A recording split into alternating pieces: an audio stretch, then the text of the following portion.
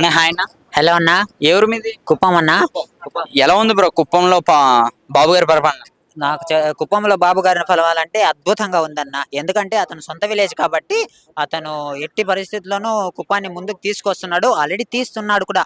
రోడ్లు వేయడం కానీ, అక్కడక్కడ ఎరువు తోటలు కట్టడం కానీ, ప్రజలకు ఏదైనా సబ్సిడీ కింద పథకాలు ఇవ్వడం కానీ ఇలాంటివైతే చేస్తున్నారు. అదేవిధంగా అక్కడ కుప్పంలో ఎయిర్పోర్ట్ చేయాలి, హెలికాప్టర్ ల్యాండ్ అవ్వడానికి ఎయిర్పోర్ట్ అయితే స్థాపిస్తున్నాడు. ఆల్మోస్ట్ ల్యాండ్ అంతా కూడా సర్వే చేశారు. ఇది ఎయిర్పోర్ట్ ల్యాండ్ అనేసి ప్రజల దగ్గర నుంచి కొనుక్కున్నాడు. ఇంకా నెక్స్ట్ ఇయర్ అయితే కట్టేస్తారన్న.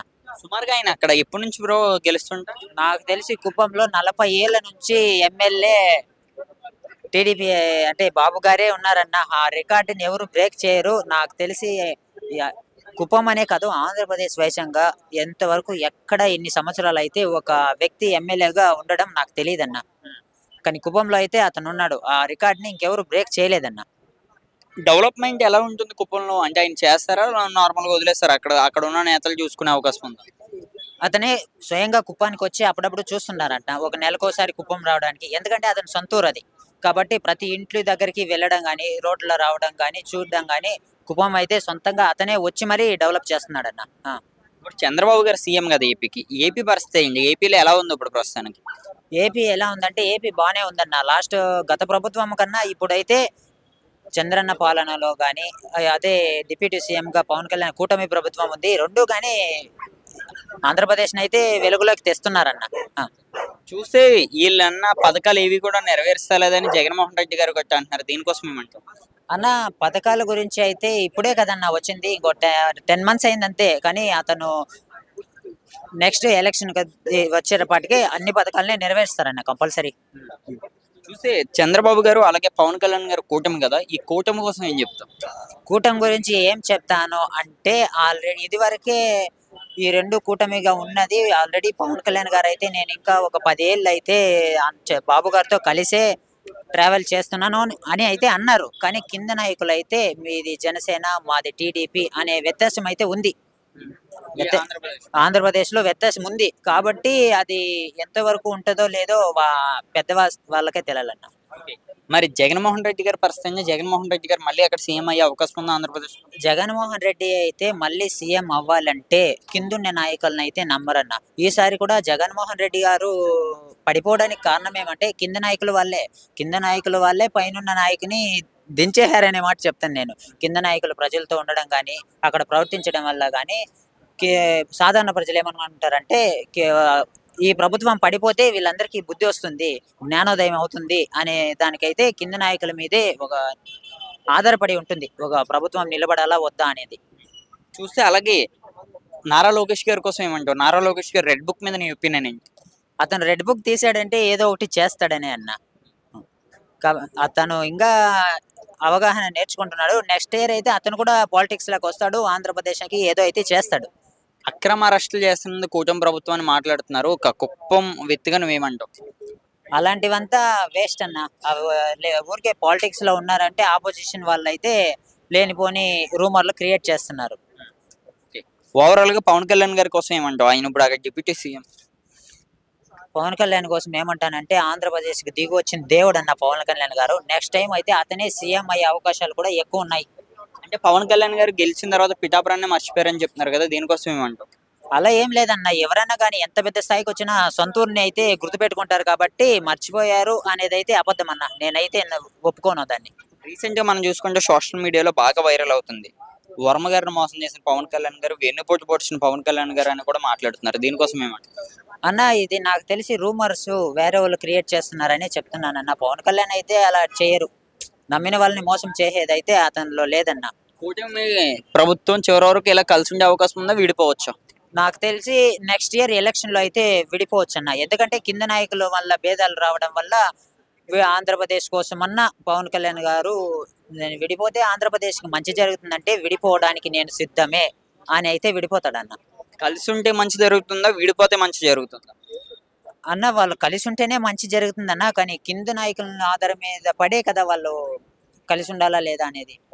బ్రో, మరో విషయం, రీసెంట్ గా నారా లోకేష్ గారిది పవన్ కళ్యాణ్ గారిది మనం చూసుకుంటే పవన్ కళ్యాణ్ గారి మీద ఎక్కువ ట్రోలింగ్స్ జరుగుతాయి సోషల్ మీడియాలో, అది కూడా నెగిటివ్ గా. దీనికోసం ఏమంటాం?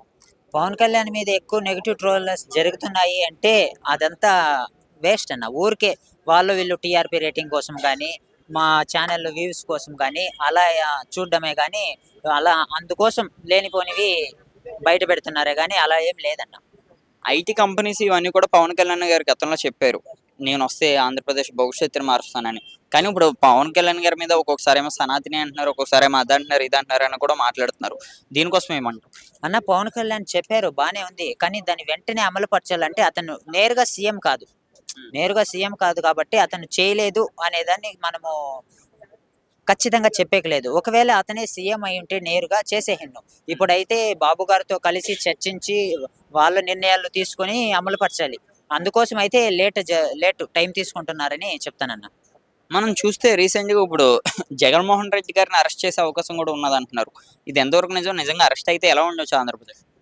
జగన్మోహన్ రెడ్డి అరెస్ట్ అవుతారు అనే విషయం అయితే నాకైతే అవగాహన లేదన్నా. దాని గురించి అయితే ఎక్కువ తెలీదు. కాదు, ఒకవేళ అరెస్ట్ అయ్యే అవకాశం ఉందనుకుంటున్నావు నీ ఒపీనియన్? నా ఉద్దేశం అయితే లేదన్నా. అతనైతే కుర్చీని ఇంకా దిగిపోయాడు. ఇప్పుడు సాధారణంగానే ఉన్నారు, ఎక్కడ ఏం గొడవలు కూడా లేదు కాబట్టి తీసుకెళ్లరు. రీసెంట్ గా జగన్మోహన్ రెడ్డి గారు ప్రతి దిక్కున అంటే నిన్నేమో విజయవాడ వెళ్ళారు, గతంలోనేమో తెనాలి వెళ్ళారు, మొన్నేమో ఒక ఏరియాకి వెళ్ళి రైతులందరినీ కూడా కలిశారు. కానీ ఆయన ఎక్కడికి వెళ్తున్నా అక్కడికి కొన్ని వందల మంది ప్రజలు వస్తున్నారు. దీనికి కారణం ఏంటి అనుకోవచ్చు? అతని అభిమానులు అన్న. ఇప్పుడు జగన్ అన్న గారికి కూడా అభిమానులు ఉంటారు. అతను వెళ్తున్నారు అంటే మా నాయకుడు వచ్చాడు అంటే మేము కంపల్సరీ వెళ్తాం కదా. అలాంటి అభిమానులు అయితే వెళ్తున్నారన్న. జగన్మోహన్ రెడ్డి గారు కూడా ఏపీలో ఇప్పుడు ఓట్ బ్యాంక్ ఏమైనా ఉన్నది అనుకోవచ్చు? ఉండయన్న. అతనికి కూడా అభిమానులు ఉన్నారు. కానీ ఎందుకో ఈ ప్రభుత్వం గెలిచింది ఈసారి. ఒక మాటలో ఈ 10 నెలల్లో ఉన్న కూటమి ప్రభుత్వం అభివృద్ధి జరిగిందా ఆంధ్రప్రదేశ్ లో? గతంలో ఉన్న వైసీపీ ప్రభుత్వం ఉన్నప్పుడు అభివృద్ధి జరిగింది అనుకోవచ్చు? ఈ 10 నెలల నుంచి అన్న కూటమి ప్రభుత్వము ఎక్కువ పథకాలను అమర్చలేదు. అలాగే ఉన్నాయి, అలాగే ఉంచాయి. కానీ లాస్ట్ గవర్నమెంట్ అయితే పథకాలను అమర్చేసింది వెంటనే. అదే విధంగా ధరలు కూడా పెంచేసింది అన్నిటి మీద. అందుకే ఇప్పుడు మీరు ధరలు ఏవైతే అన్నారో ప్రతి దిక్కున చూసుకున్నా సరే ఏపీలోనే అత్యంత డీజిల్ రేట్లు ఉన్నాయి మన ఇండియాలో. అక్కడే ఎందుకు ఇంకా కూడా పెరుగున్నది కూటమి ప్రభుత్వం వచ్చినా సరే, ఎందుకని అనుకోవచ్చు? ఎందుకు వచ్చంటే ఒకసారి పెంచేస్తే దాన్ని ఏ ప్రభుత్వం కానీ తగ్గదన్న. తగ్గిస్తే మనకి ఆర్థికంగా ఇబ్బందులు వస్తాయి అనే ఉద్దేశంతో వాళ్ళు తగ్గించరు. కాబట్టి దాన్ని ఇంకపై పెంచకుండా అదే స్థాయిలో పెట్టేస్తారు. నాది యాక్చువల్లీ కుప్పం అన్న. కుప్పానికి కరెక్ట్గా ఒక 6 to 7 కిలోమీటర్లో బార్డర్ ఉంది, కర్ణాటక బార్డర్. అక్కడికి డీజిల్ పైన పెట్రోల్ పైన 12 రూపాయలు తేడా ఉందన్న. కర్ణాటకకి అక్కడ ఉన్న ఒక 6-7 కిలోమీటర్స్కి రాజపేట రోడ్డు అని ఒక రోడ్డు వస్తుంది. అక్కడికే 12 రూపాయలు తేడా ఉందన్న లీటర్ పైన. కాబట్టి ఆల్మోస్ట్ అందరూ ఆంధ్రప్రదేశ్ నుంచి కర్ణాటకకి వెళ్ళి అక్కడ ఆయిల్ కొనుక్కుంటున్నారన్న. అంటే కర్ణాటకకి వెళ్ళి ఆయిల్ కొట్టించుకుని మళ్ళీ ఆంధ్రప్రదేశ్కి వస్తుంటారు. ఆంధ్రప్రదేశ్కి మళ్ళీ తిరిగి వస్తుంటారు. అంటే 6-7 కిలోమీటర్స్ వెళ్తే మనకు ఒక ఎక్కువ పట్టుకోరావాలన్నప్పుడు కలిసి వస్తుంది కదన్న. ఒక జేసీబీకి ఒకసారి పట్టుకొస్తే ఒక 100 లీటర్లు పట్టుకొస్తారు. లీటర్ మీద 10 రూపీస్ అంటే కలిసి వచ్చేలా అన్న. జస్ట్ 6-7 కిలోమీటర్స్కి. అదే విధంగా ఆంధ్రప్రదేశ్ నుంచి వాళ్ళు కర్ణాటకకు వెళ్ళి పట్టుకొస్తారు. దానివల్ల ప్రజలకు మంచిది అనుకోవచ్చు. ఇక్కడ ప్రజలకు ఏమో కానీ అక్కడ ప్రజలకైతే మంచిదే అన్న. ఆంధ్రప్రదేశ్ ప్రజలకి అక్కడైతే మంచిదే అన్న. కర్ణాటకకి వీళ్ళు పే చేస్తున్నా కూడా ఆంధ్రప్రదేశ్ వాళ్ళైతే సంతృప్తి చెందుతున్నారు. కర్ణాటకదన్నా మనకు దగ్గరలో ఉంది అనే దాని మీద. ఓన్లీ మరి ఆ రేట్లు చూసుకుంటే ఓన్లీ మీ కుప్పానికే తప్ప మరి మిగతా ఆంధ్రప్రదేశ్ అందరికి కూడా సేమ్ మరి అదే ఎక్కువ కాస్ట్లు ఉన్నాయి కదా, దీనికోసం ఏమంటాం?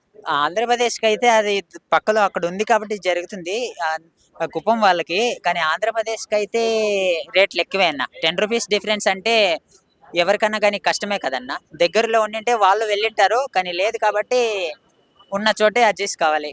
తగ్గించే అవకాశం ఉందా పెట్రోల్ ధరలు? అలాగే ఇప్పుడున్న ఖర్చులు ఇంకా పెంచే అవకాశం ఉందా? తగ్గించరన్న. ఒకసారి పెంచేస్తే వాటికి ఆపేస్తారు. ఏ ప్రభుత్వం అన్నా ఒక పెరిగిన రేట్లను అయితే తగ్గించరు వాటికి, అంతే. అది ఓవరాల్ గా మనం చూసుకుంటే సూపర్ 6 కూటమి ప్రభుత్వం అధికారంలోకి రావడానికి మెయిన్ కారణం ఏదైనా ఉంటే మాత్రం అదే సూపర్ 6. ఈ సూపర్ 6 ఇప్పుడు ఈ కూటమి ప్రభుత్వంలో అమలయ్యే అవకాశం ఉందా లేదా మీ ఒపీనియన్?